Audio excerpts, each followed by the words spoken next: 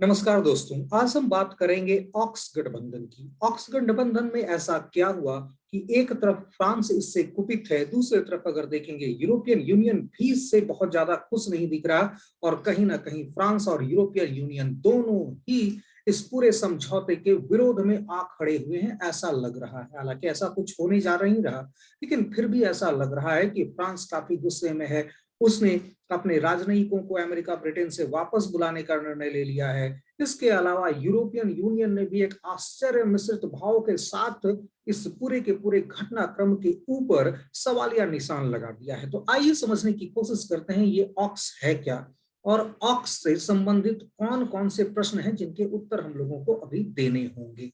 तो यहाँ पर सबसे पहले जो बात आती है वह है इस ऑक्स का। तो ऑस्ट्रेलिया, यूनाइटेड किंगडम और अमेरिका, ये तीन देशों ने मिलकर एक नया सामरिक गठबंधन तैयार किया है। और यह सामरिक गठबंधन, जैसा कि मैं आपको फोटो में दिखला पा रहा हूं, न्यूक्लियर सबमरीन को लेकर है। यहां पर याद रखिएगा, अमेरिका पिछले 50 सालों में दूसरे ऐसे देश को अपनी न्यूक्लियर सबमरीन की टेक्नोलॉजी देने को सहमत हुआ है जो आज तक उसने ब्रिटेन के अलावा किसी को नहीं दी थी। अब आप समझिए कि यह कितनी बड़ी घटनाक्रम है कि 50 इयर्स के बाद उसने अपने विश्वसनीय कई नाटो के सहयोगियों को भी यह टेक्नोलॉजी नहीं दी और आज वह न्यूक्लियर सबमरीन की टेक्नोलॉजी ऑस्ट्रेलिया को देने जा रहा है। यहाँ पर आपको मैं बताता चलूं कि ये ऑस्ट्रेलिया, ब्रिटेन या अमेरिका, ये तीनों अगर बात करेंगे तो तीनों एक ही प्रकार के चट्टे बट्टे हैं, याद रखिएगा। तीनों का जो ओरिजिन पॉइंट है वह आपका यूनाइटेड किंगडम यानी ब्रिटेन ही है।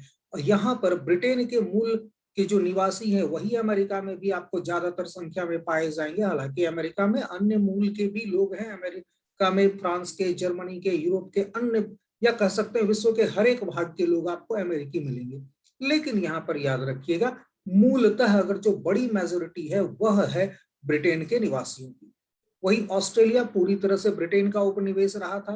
तो यहाँ पर निश्चित तौर पर, हालांकि दोनों ही, अमेरिका और ऑस्ट्रेलिया दोनों की ही दोनों ब्रिटेन के उपनिवेश रही हैं, नतीजा वहां पर ज्यादातर लोगों की संख्या अमेरिका में, ऑस्ट्रेलिया में वो ब्रिटेन के लोगों की है। इसलिए इस प्रकार का गठबंधन कोई आश्चर्य की घटना नहीं है।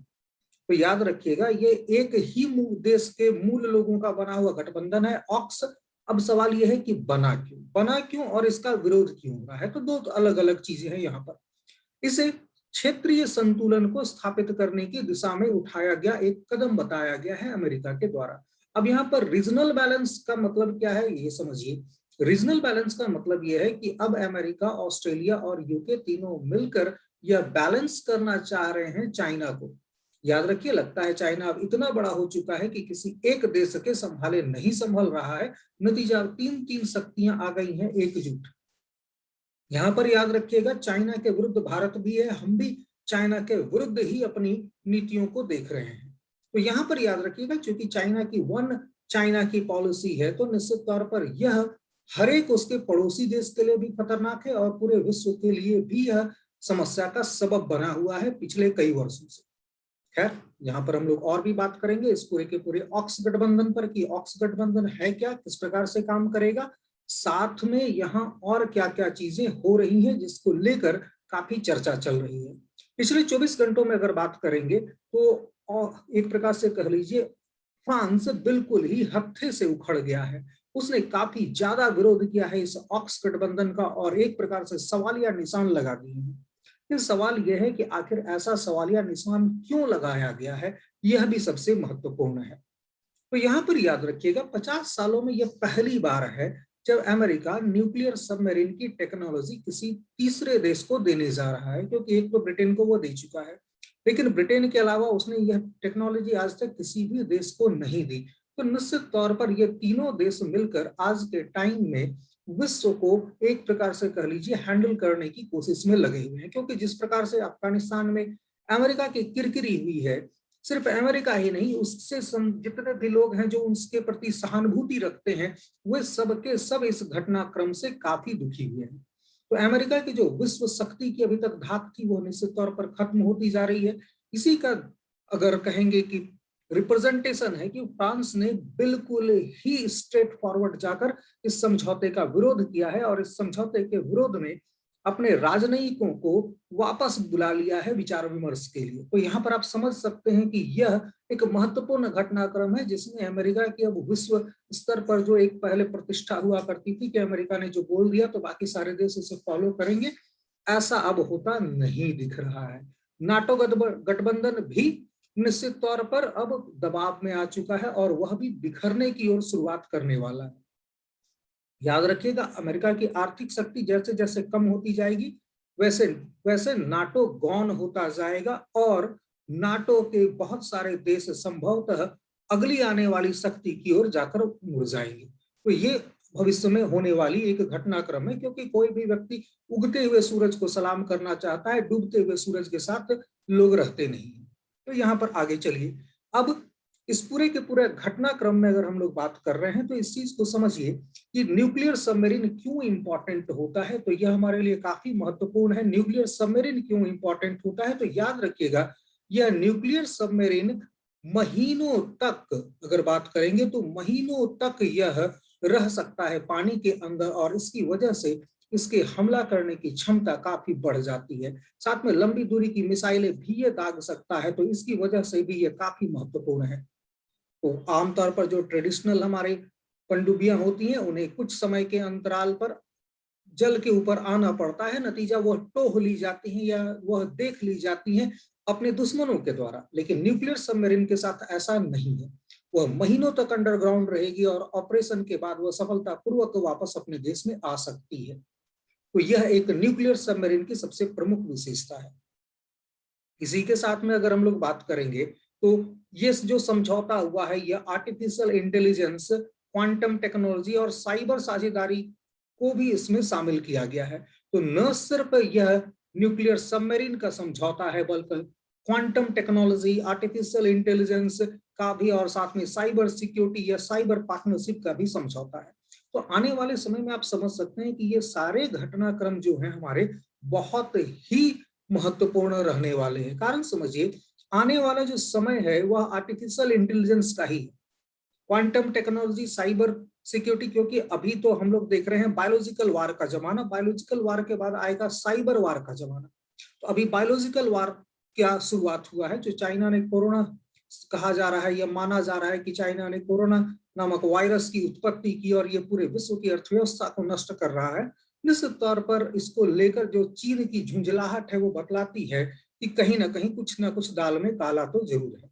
अब इसको आप थोड़े से और इस प्रकार से भी समझिए कि वुहान जो एक पहला शहर था जहां से कोरोना वायरस को डिटेक्ट किया गया, उससे कुछ ही दूरों पर बीजिंग है। बीजिंग में यह कोरोना वायरस ने कोई बहुत बड़ा, कह सकते हैं, प्रभाव नहीं डाला। तो आप समझ सकते हैं कि वुहान से 200 किलोमीटर दूर बीजिंग पर इस कोरोना वायरस का कोई बहुत बड़ा असर नहीं दिखा, जबकि 2000 किलोमीटर दूर के इलाके पूरे के पूरी तरह से प्रभावित हुए हैं। तो निश्चित तौर पर यहाँ पर दाल में कुछ ना कुछ काला तो जरूर लगता है। खैर चलिए आगे देखते हैं और क्या क्या चीजें इस पूरे घटनाक्रम में होने वाली है। ऑस्ट्रेलिया और चाइना के बीच में लगातार पिछले 3-4 सालों से तनातनी बढ़ती जा रही है। कारण सीधा सा यहाँ पर है, यहाँ पर जो समस्या आ रही है वह है वीगर मुसलमानों को लेकर। अब वीगर मुसलमानों को लेकर, ये वीगर मुसलमान एक ऐसे समस्या के रूप में चाइना के सामने है जिसमें वो कह सकते हैं कि चाइना बैकफुट पर नजर आता है। कारण सीधा सा है कि वीगर मुसलमानों के ऊपर जो चाइना की पॉलिसी है वो काफी कठोर है और काफी हद तक अगर कहा जाए तो उन लोगों को कोई भी अपनी आजादी या विचार अभिव्यक्ति या बाकी अन्य चीजों की आजादी है वो नहीं दिख रही है उन्हें मिलती हुई। नतीजा, वीगर मुसलमानों के ऊपर कई प्रकार की जुल्म किए जा रहे हैं, यहाँ तक कि उनकी दाढ़ियों की भी साइज लिमिटेड कर दी गई है, कपड़ों को भी उनका लिमिटेड कर दिया गया है और वहां पर एक कुरान का लोकल वर्जन या लोकल एडिशन चाइना ने लॉन्च कर दिया है जिसमें बहुत सारी कुरान को अपने तरीके से मॉडिफाइड कर दिया गया है। तो यह पूरे की पूरी चीजें निकल कर आ रही है। खैर इससे हमारा कोई संदर्भ इस पूरे विषय का नहीं है, लेकिन फिर भी समझिए वीगर मुसलमानों को लेकर पूरे के पूरे मुस्लिम वर्ल्ड में सन्नाटा छाया हुआ है। कोई भी, चाहे वो तुर्की हो, मलेशिया हो, पाकिस्तान हो, कोई भी मुस्लिम मुमालिक जो भी है वो निश्चित तौर पर वीगर मुसलमानों की समस्या को उठाना नहीं चाहता है। क्यों नहीं चाहता है ये पता नहीं। कश्मीर के इशू के ऊपर सबको ही बोलना चाहते हैं, लेकिन कोई गलती से दीगर मुसलमानों के बारे में बोल नहीं पाता है या बोलना नहीं चाहता है। तो यहां पर याद रखिएगा। दूसरा, हुआवेई जो वहां चीन की मोबाइल कंपनी है सबसे बड़ी, उसके ऊपर कुछ टेक्नोलॉजी संबंधी रेस्ट्रिक्शंस ऑस्ट्रेलिया ने लगा दिए हैं। साथ में कोरोना वायरस की उत्पत्ति की जांच को लेकर भी ऑस्ट्रेलिया काफी मुखर रहा है। हालांकि अभी लास्ट समिट में प्रधानमंत्री मोदी ने भी इसके ऊपर तीखी टिप्पणी की है। तो अब यहां पर याद रखिएगा कि भारत का भी साथ ही देशों को मिलता हुआ दिख रहा है कि अगर कोरोना वायरस की उत्पत्ति हुई है तो इसकी निष्पक्ष जांच होनी चाहिए, जिस पूरी की पूरी मांग से चीन तिल मिलाकर रह गया है। अब यहाँ पर अगर बात करेंगे तो ये दोनों के दोनों देशों के बीच में, ऑस्ट्रेलिया और चीन के बीच में, यह दरार पैदा करने वाले विषय रहे हैं। लेकिन सिर्फ ये ऑस्ट्रेलिया और चीन के बीच में नहीं, ये चीन या बाकी अन्य देशों के बीच में भी यही विषय है जिसको लेकर इन देशों के बीच में तनातनी का माहौल है। खैर, अमेरिका ने की इस डील पर अगर बात करेंगे तो फ्रांस ने तीखी प्रतिक्रिया दी है। कारण सीधा सा है, क्योंकि फ्रांस करीब करीब 56 बिलियन यूरो का एक समझौता कर चुका था ऑस्ट्रेलिया के साथ 12 ट्रेडिशनल पनडुब्बियां बनाने का। तो यहाँ पर जो सबमरीन बननी थी वो ट्रेडिशनल सबमरीन बननी थी और ये 12 सबमरीन दी जानी थी फ्रांस के द्वारा ऑस्ट्रेलिया को। लेकिन अब इस समझौते के बाद वो पुराना फ्रांस के साथ हुआ समझौता अब खटाई में पड़ गया है, क्योंकि सीधा सा है, जिस देश को न्यूक्लियर सबमरीन मिल रही हो वो ट्रेडिशनल सबमरीन के पीछे क्यों जाएगा। तो निश्चित तौर पर यह फ्रांस के लिए एक बड़ी आर्थिक झटके के समान है, जिससे फ्रांस बिल्कुल ही बिखर पड़ा है। अब यहाँ पर याद रखिएगा, आज अमेरिका का दबदबा वो नहीं रह गया है कि कोई भी देश नुकसान सहकर वह अमेरिका का साथ दे पाए। नतीजा, फ्रांस ने इसको लेकर काफी ज्यादा विरोध व्यक्त किया है। सिर्फ फ्रांस ही नहीं बल्कि यूरोपीय यूनियन के देशों ने भी इसके ऊपर आश्चर्य व्यक्त कर दिया है। नतीजा, आज के टाइम में आप देख सकते हैं कि अमेरिका को एक प्रकार से डैमेज कंट्रोल की पॉलिसी अपनानी पड़ेगी और फ्रांस को मनाना पड़ेगा, क्योंकि बिना फ्रांस के निश्चित तौर पर अमेरिका सारे के सारे यूरोपीय देशों को अपने साथ नहीं रख सकता। और दूसरा, फ्रांस अगर थोड़ा सा भी अलग रास्ता पकड़ता है तो यह अमेरिका की हार होगी। अब यहाँ पर याद रखिएगा, ऑक्स रक्षा समझौते को लेकर यूरोपीय संघ ने भी नाराजगी व्यक्त कर दी है। तो यह भी एक बड़ी समस्या है, याद रखेंगे, क्योंकि यूरोपीय संघ भी अगर अलग रास्ता पर चल पड़ा और उसने गलती से चाइना के साथ अपने संबंधों को बेहतर करने का प्रयास शुरू कर दिया, तो यहाँ पर चाइना कहीं ना कहीं विश्व राजनीति में ज्यादा प्रभावी हो जाएगा अमेरिका से। इन सब के पीछे जो कारण है वह समझिए कि आखिर ये अमेरिका चाइना या ऑस्ट्रेलिया चाइना, ब्रिटेन चाइना संघर्ष की पूरी बिसात बिछ कैसे रही है। तो यहाँ पर जो सबसे बड़ी समस्या है वह इंडो पैसिफिक एरिया को लेकर है। तो इंडो पैसिफिक एरिया जो है वो दुनिया की अर्थव्यवस्था की माना जाता है। तो याद रखिएगा, यहाँ पर इंडियन ओशन और साथ में पैसिफिक ओशन, ये दो क्षेत्र को लेकर पूरा का पूरा घमासान मचा हुआ है। यहाँ पर याद रखिएगा, चीन सिर्फ नहीं है बल्कि यहाँ पर जापान, दक्षिण कोरिया, भारत और अन्य देशों के साथ भी अगर बात करेंगे तो ये अर्थव्यवस्था का एक प्रकार से पोल है। तो वर्तमान जो अर्थव्यवस्था चलेगी 21वीं शताब्दी में, उसका मेजर जो सेंटर पॉइंट है वह यही इलाका है जिसे आप इंडो पैसिफिक एरिया कहेंगे। कारण सीधा सा है, यहाँ पर चाइना और इंडिया जैसे सबसे बड़े जनसंख्या वाले देश हैं, वहीं पर इंडोनेशिया, मलेशिया जैसे भी देश हैं जिनकी भी जनसंख्या काफी ज्यादा है। तो यहाँ पर याद रखिएगा, विश्व की आधी पॉपुलेशन इसी क्षेत्र में निवास करती है। नतीजा, यह आने वाले समय के लिए सबसे बड़ा ट्रेड कह सकते हैं हॉटस्पॉट साबित हो रहा है। अब यहाँ पर देखिए किस चीज को लेकर काफी ज्यादा तनातनी है। तो यहाँ पर याद रखिएगा, साउथ चाइना सी को लेकर काफी ज्यादा तनातनी है। ये जो आप हिस्सा देख रहे हैं, चाइना इसके 90% भाग के ऊपर अपना कब्जा जताता आया है। अब यहाँ पर याद रखिएगा, ये जो साउथ चाइना सी है इसके ऊपर पूरा का पूरा चाइना कब्जा लेना चाह रहा है। इसके पीछे रीजन यह है कि सबसे पहला तो वह यह मानता है कि उसने सर्वप्रथम इस समुद्र की खोज की थी और उसने सर्वप्रथम यहाँ पर व्यापार शुरुआत किया था। दूसरा, वह एक चीन का जो कॉन्सेप्ट है उसे एक्सेप्ट करने के लिए वह मानता है कि उसका साउथ चाइना सी पर कब्जा होना ही चाहिए। तीसरा देखेंगे तो यहाँ पर सामरिक या कह सकते हैं कि पूरा का पूरा स्ट्रेटेजिकल पॉइंट ऑफ व्यू से भी काफी महत्वपूर्ण है ये इलाका। चौथा अगर हम लोग पॉइंट देखेंगे तो यहाँ संभावना यह व्यक्त की गई है कि पेट्रोलियम के भंडार बड़ी मात्रा में पाए जाएंगे।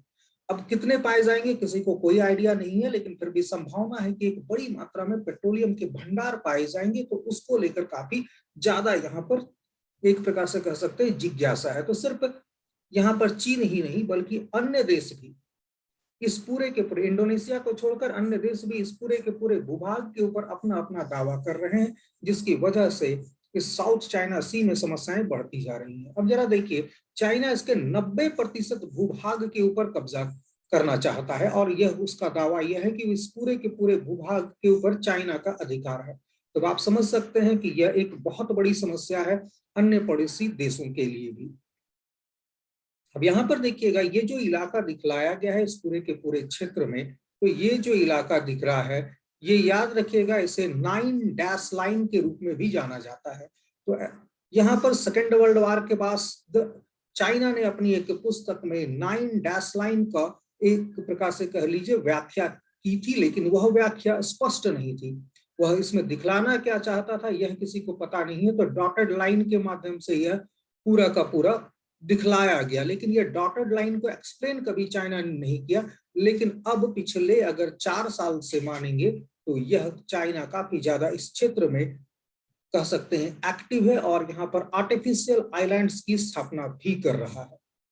अब यहाँ पर देखिएगा, ये पूरा का पूरा जो हमारा चाइना साउथ चाइना सी का इलाका है, इस क्षेत्र में अलग अलग देश हैं, सबके सब यहाँ पर अपनी अपनी पहुंच रखना चाहते हैं, अपनी अपनी वहां पर धाक जमाना चाहते हैं। तो यह एक प्रकार से विश्व रंगमंच का नया कह सकते हैं थिएटर ओपन हो चुका है इस पूरे के पूरे क्षेत्र में। ऑस्ट्रेलिया, ब्रिटेन और अमेरिका ने इस पूरे के पूरे घटनाक्रम की शुरुआत कर दी है, लेकिन फ्रांस इससे काफी ज्यादा कुपित है। यही बात यूरोपियन यूनियन के साथ भी लागू होती है कि वह भी काफी ज्यादा इसके ऊपर कुपित है। लेकिन आने वाले समय में यह बतलाएगा कि यह किस ऊंट बैठता है करवट। तो यहाँ पर याद रखिएगा, ऊंट किस और करवट लेगा ये तो देखने वाली बात होगी, लेकिन फिर भी हम लोग इस पूरे के पूरे घटनाक्रम को आज समझ सकते हैं कि चाइना के विरुद्ध एक माहौल बनने की शुरुआत हो चुकी है। और आने वाले समय में भारत की भूमिका इसलिए भी महत्वपूर्ण होने वाली है क्योंकि एकमात्र देश ऐसा है जिसकी बाउंड्री चाइना के साथ सटती है। और हाल के दिनों में लास्ट ईयर अगर बात करेंगे तो जिस प्रकार से भारतीय आर्मी ने चाइनीज आर्मी को पटका था, यह निश्चित तौर पर पूरे विश्व में भारत के नेतृत्व को एक्सेप्ट करने की पॉसिबिलिटी बढ़ती जा रही है, क्योंकि अमेरिका वैसे भी रिजेक्शन का सामना कर रहा है। न अब यूरोपियन यूनियन उस प्रकार से उसके साथ है, न फ्रांस है, तो वो सिर्फ 3 देशों का एक गठबंधन बच गया है। तो आने वाले समय में भारतीय राजनीति की स्वीकार्यता और ज्यादा बढ़ेगी। बस ये है कि हमारे पास जो बाइडेन जैसा कोई देसी नेता ना आ जाए हमारी राजनीति में, क्योंकि जिस प्रकार से जो बाइडेन ने पूरी की पूरी अमेरिका की धज्जियां उड़ा दी हैं विश्व राजनीति के पटल पर, बस हमारे पास ऐसा कोई नेता ना आ जाए जो हमारी भी धज्जियां उड़ा दे विश्व राजनीति के पटल पर। हालांकि जो बाइडेन जैसे लोगों को टक्कर देने के लिए भाई हमारे पास उस स्तर का नेता नहीं है, ये अच्छी बात है, क्योंकि अपने देश का नुकसान करने वाले नेता बहुत कम पाए जाते हैं। तो यहाँ पर याद रखिएगा, जो बाइडेन आज के टाइम में निश्चित तौर पर अमेरिका के लिए एक घातक हथियार की तरह साबित हो रहे हैं। आने वाले समय में उम्मीद करते हैं अगले 3 साल में जो बाइडेन जिस प्रकार से अभी कार्य कर रहे हैं, तो या वह अमेरिका को युद्ध के भंवर में झोंक देंगे, जिसकी संभावना काफी कम है, या फिर अमेरिका की जो अंतरराष्ट्रीय छवि है उसे पूरी तरह से धूमिल कर देंगे, जिसकी संभावना मुझे काफी ज्यादा लगती है। तो आइए अगले अंक के लिए आपसे मिलते हैं। धन्यवाद।